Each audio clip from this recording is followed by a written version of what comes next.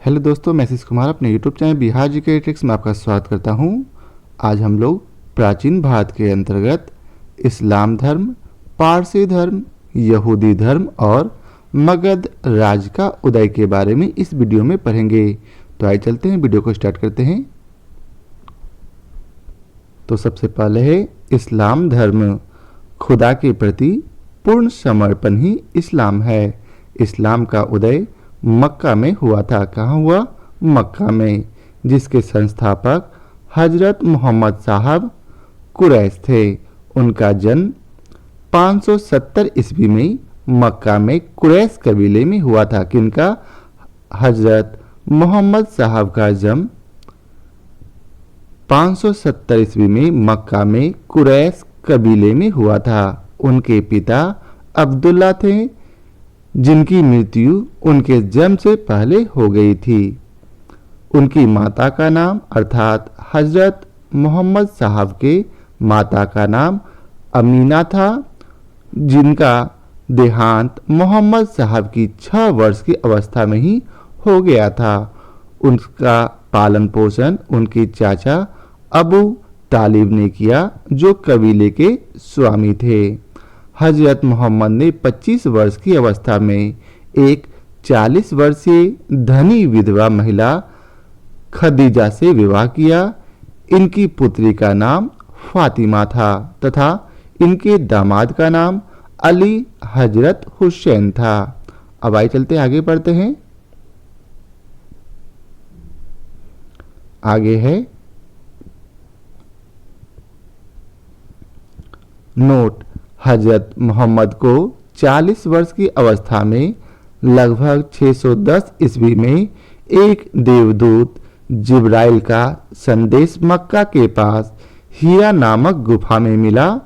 उन्हें अनुभूति होती है कि वे एक नबी अर्थात सिद्ध पुरुष और रसूल अर्थात संदेशवाहक हो गए हैं।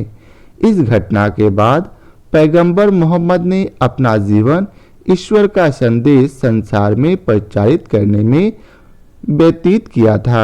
अब आगे है इस्लाम का आधार एकेश्वरवाद है, अर्थात अल्लाह की सीधे आराधना करनी चाहिए। मूर्ति पूजा का विरोध किया गया। नेक्स्ट पॉइंट है 622 ईस्वी में हजरत मोहम्मद मक्का से मदीना चले गए। कब? 24 सितंबर 622 ईस्वी को। आगे है इस्लाम जगत में मक्का त्याग कर मदीना जाने की यात्रा को हिजरत कहा गया है। क्या कहा गया? हिजरत कहा गया है। और इसी दिन से इस्लाम में हिजरी संवत आरंभ हुआ, जो कि मुस्लिम संवत है। अब आगे चलते हैं। मदीना में पवित्र कुरान की रचना हुई, जो अरबी भाषा में संप्रेषित की गई थी। इस्लाम धर्म का पवित्र ग्रंथ क्या है? कुरान। इस्लाम धर्म का पवित्र ग्रंथ कुरान है। अब आगे है जिब्राइल ने आदेश दिया कि अल्लाह एक है और मोहम्मद अल्लाह का पैगंबर है। नेक्स्ट पॉइंट है मोहम्मद पैगंबर कहलाए हैं और उन्होंने कुरान की शिक्षाओं का संदेश दिया। मोहम्मद के अनुयायियों के 5 कर्तव्य हैं। पहला कलमा, दूसरा प्रतिदिन 5 बार नमाज पढ़ना, तीसरा रोजा अर्थात व्रत रखना, चौथा हज अर्थात तीर्थ यात्रा करना, तीसरा और 5वां है जकात अर्थात धार्मिक कार्य करना। नेक्स्ट है मोहम्मद ने खुदा को केंद्र मानकर मदीना अर्थात मुस्लिम राज्य की स्थापना की तथा शासन का आधार कुरान रखा। कुरान के धार्मिक कानूनों को जवाबित कहा जाता है। 8 जून 632 ईस्वी को 23 वर्ष की अवस्था में हजरत मोहम्मद साहब की मृत्यु हो गई तथा उनको मदीना में दफनाया गया। तो याद रखेंगे कि हजरत साहब को कहाँ दफनाया गया? तो मदीना में। अब आगे है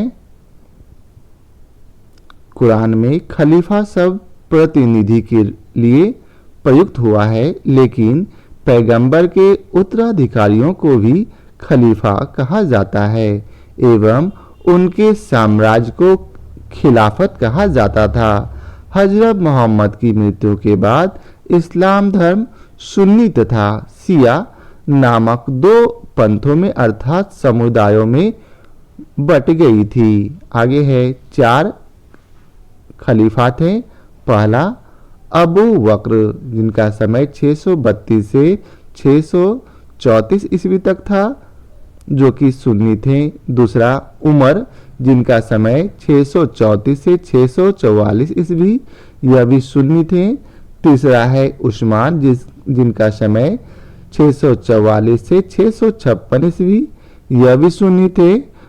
आगे है चौथा अली जिनका समय 656 से 661 ईस्वी था, जो कि एक शिया थे। है सुन्नी उसे कहते हैं जो सुन्ना पैगंबर में विश्वास रखता है। सुन्ना पैगंबर मोहम्मद साहब के कथनों तथा कार्यों का विवरण है। वहीं शिया जो अली की शिक्षाओं में विश्वास रखते हैं तथा अली मोहम्मद साहब का न्याय सम्मत अधिकारी मानते हैं और अली मोहम्मद साहब के दामाद थे। आगे है नोट अली के पुत्र हुसैन की हत्या 661 ईस्वी में करबला अर्थात इराक के मैदान में कर दिया गया था। इन हत्या के ने शिया को निश्चित मत का रूप दे दिया।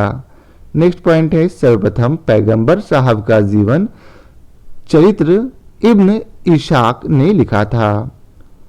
नोट याद रखेंगे कि पैगंबर साहब के जन्मदिन पर ईद ए मिलाद उन नबी पर्व मनाया जाता है। याद रखेंगे कि पैगंबर साहब के जन्मदिन पर कौन सा पर्व मनाया जाता, तो याद रखेंगे ईद ए मिलाद उन नबी। आगे है हालाकू ने 1258 ईस्वी में अब्बासी खलीफा की हत्या कर दी थी। हालाकू एक मंगोलियन नेता था। अब्बासी वंश इस्लाम का स्वर्ण काल कहा लाता है। वहीं 1924 ईस्वी में मुस्तफ़ा कमाल पाशा जो कि तुर्की शासक था ने खलीफा पद को समाप्त कर दिया। नमाज के दौरान मुस्लिम मक्का की ओर मुंह करके खड़े होते हैं। भारत में मक्का पश्चिम की तरफ है तो मक्का की दिशा को किबला कहा जाता है। आगे है अब अगला धर्म है पारसी धर्म। पारसी धर्म के संस्थापक जरयुस्त्र या फिर जरथुस्त्र थे। इनका जन्म प्राचीन ईरान में लगभग 1700 ईस्वी पूर्व में हुआ था। इनकी माता का नाम दूधधोवा तथा पिता का नाम पौरुष हस्प था। इस्लाम आने के पहले प्राचीन ईरान में जरथुस्त्र धर्म अर्थात पारसी धर्म था। पारसी धर्म का धार्मिक ग्रंथ जेद्दा अवेस्ता है। पारसी धर्म का धार्मिक ग्रंथ कौन सा है? जेद्दा अवेस्ता, जो अवस्था भाषा में है। इनका पवित्र चिन्ह पवित्र कुर्ती और पवित्र धागा है। इसके अनुयायी एक ईश्वर अहुर को मानते हैं। किनको मानते हैं? अहुर को। आगे है इसने धर्म स्थल को अग्नि मंदिर कहा जाता है। इनके धर्म स्थल को क्या कहा जाता? अग्नि मंदिर। इसके अन्य नाम आतिश बेहराम या दर ए मेहर है। इस धर्म में अग्नि पूजा का विशेष महत्व है, इसलिए इसके अनुयायी को अग्नि पूजक कहा जाता है। नोट याद रखेंगे अकबर ने फारसी संत दस्तूर मेहर राना से प्रभावित होकर 24 घंटे दरबार में अग्नि प्रज्वलित करने का आदेश दिया था। इनके ग्रंथ की मूल शिक्षा का सूत्र सद्विचार, सद्वचन, सद्कार्य है। फारसी त्योहार नवरोज और खार दोद साल है। कौन है? नवरोज। और दूसरा त्योहार खार दोद साल जो कि जन्म के लिए मनाया जाता है। अब आगे है यहूदी धर्म, जिसका पहला पॉइंट है यहूदी धर्म विश्व के प्राचीनतम धर्मों में से एक है, जिसे दुनिया का प्रथम एकेश्वरवादी धर्म माना जाता है।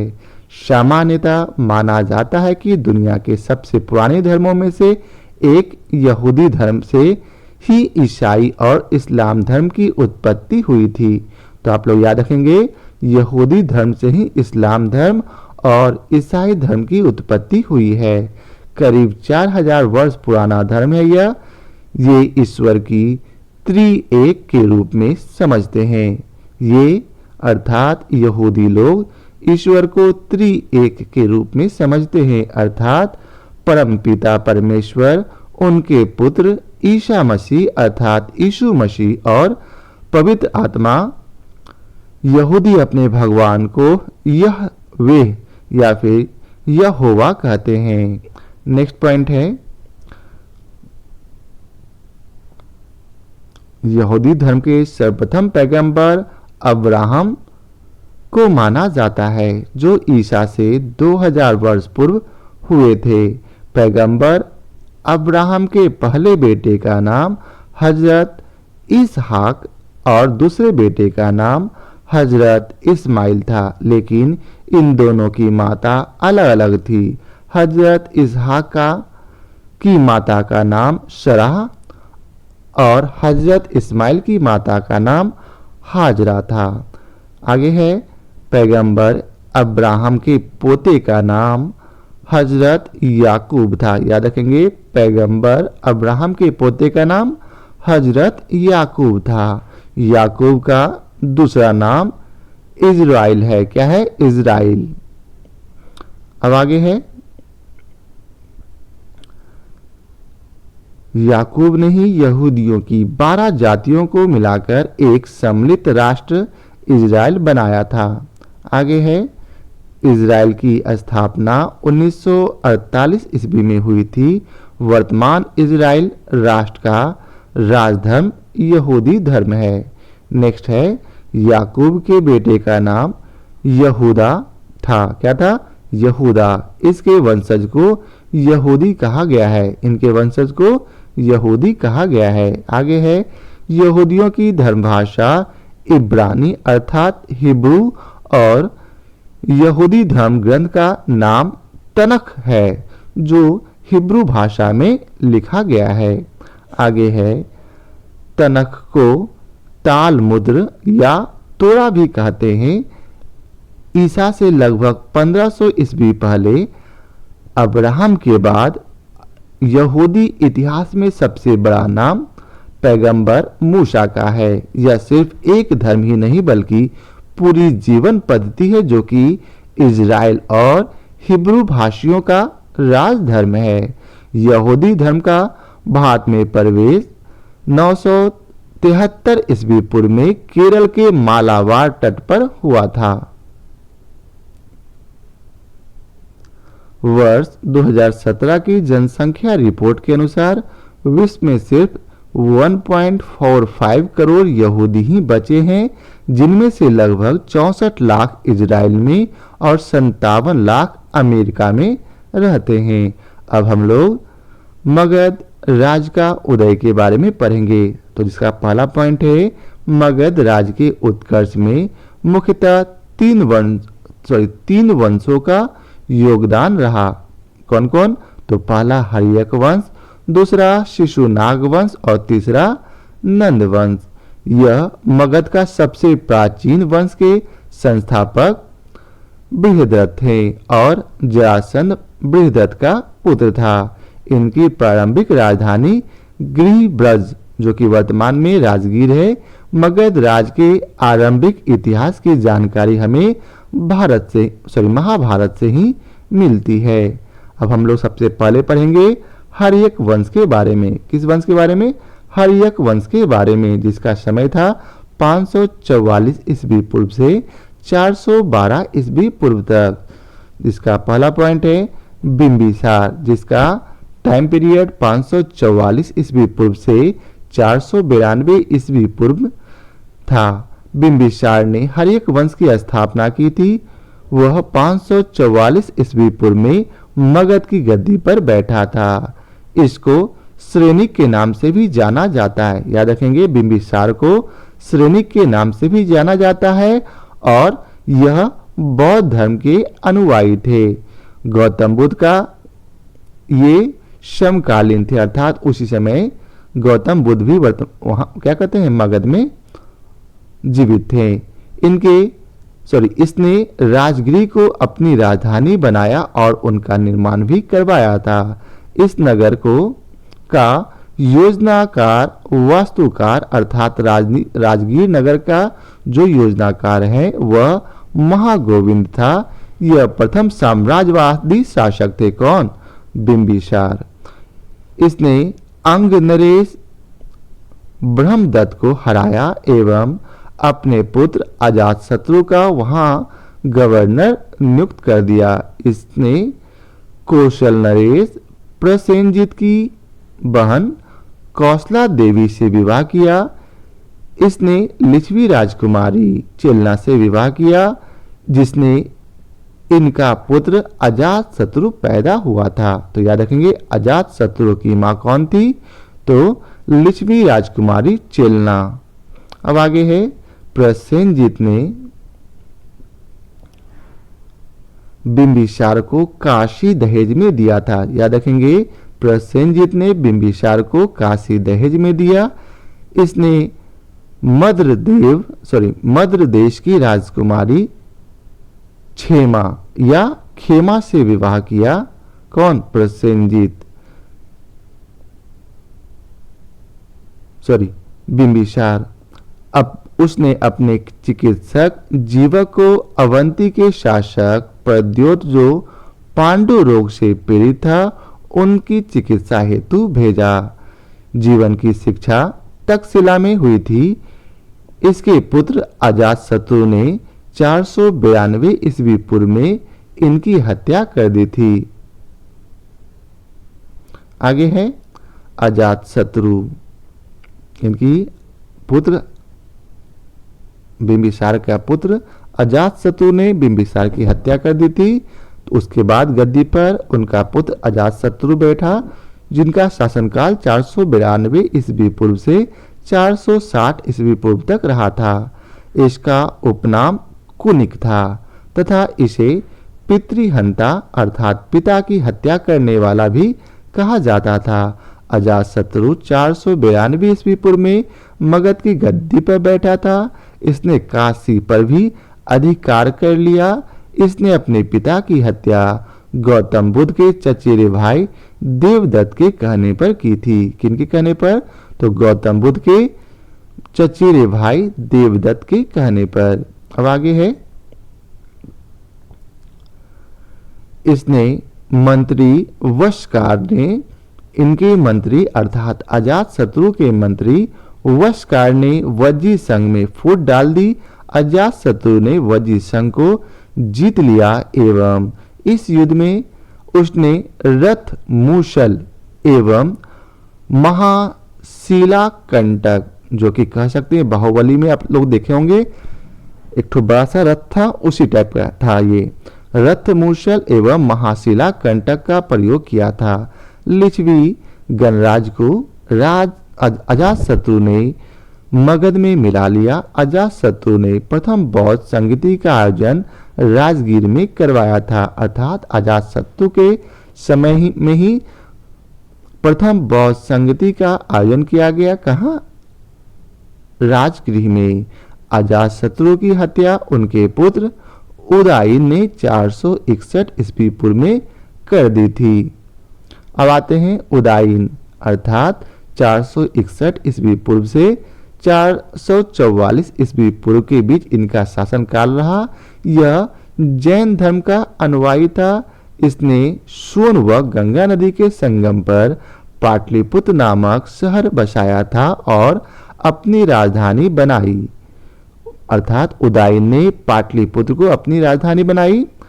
बौद्ध ग्रंथों में उदायन को पितृहंता कहा जाता है। क्यों? क्योंकि इन्होंने भी अपने पिता की हत्या कर राज किया था। आगे हर्यक वंश का अंतिम शासक नागदशक था। कौन था? नागदशक। शिशु नागवंश आया जिसका समय 412 से 344 ईस्वी पूर्व रहा था। शिशु नागदशक की हत्या उसके अमात्य शिशुनाग ने की थी। शिशुनाग वंश की स्थापना शिशुनाग ने 412 ईस्वी पूर्व में की थी। इसने अवंती अर्थात उज्जैनी को जीत लिया। इसने वैशाली को जीत लिया और अपनी राजधानी वैशाली को बना दिया। फिर उसके बाद कालाशोक आया। यह शिशुनाग वंश का प्रवर्ती शासक था। इसने पाटलिपुत्र को पुनः अपनी राजधानी बनाया। इसने दूसरी बौद्ध संगति का आयोजन करवाया था।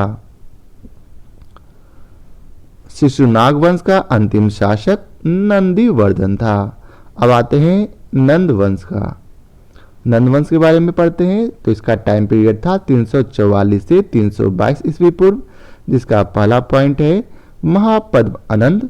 यह नंद वंश का संस्थापक था और यह नाई जाति का था। यह जैन धर्म का अनुयायी था। महापद्मनंद का दूसरा नाम भार्गव था। आगे है खारवेल के हाथी गुम्फा अभिलेख के अनुसार कलिंग पर आक्रमण किया एवं वहां नहरों का निर्माण करवाया। वहां से जिनसेन की मूर्ति लेकर आया था। कौन? तो महापद्मनंद। आगे है अष्टाध्यायी का लेखक पाणिनि थे। इनके समकालीन थे। किनके? तो महापद्मनंद के समकालीन पाणिनि थे, जिन्होंने अष्टाध्यायी की रचना की थी। यह एक संस्कृत व्याकरण की प्रथम पुस्तक थी। फिर आते हैं आगे धनानंद। धनानंद यह नंदवंश का अंतिम शासक था। यह सिकंदर का समकालीन था। ग्रीक अर्थात यूनानी लेखकों के द्वारा इन्हें अग्रमीज कहा गया है या जैंड्रीमीज कहा गया है। इसने जनता पर अत्यधिक कर अर्थात टैक्स लागू किए तथा इसने अपने दरबार में चाणक्य का भी अपमान किया था। नंद वंश का विनाश चाणक्य और चंद्रगुप्त ने मिलकर किया तथा धनानंद की हत्या कर दी। मगध पर एक नया वंश फिर आया, मौर्य वंश, जिसकी स्थापना चंद्रगुप्त मौर्य ने की थी। किनके सहयोग से? तो अपने गुरु चाणक्य के सहयोग से।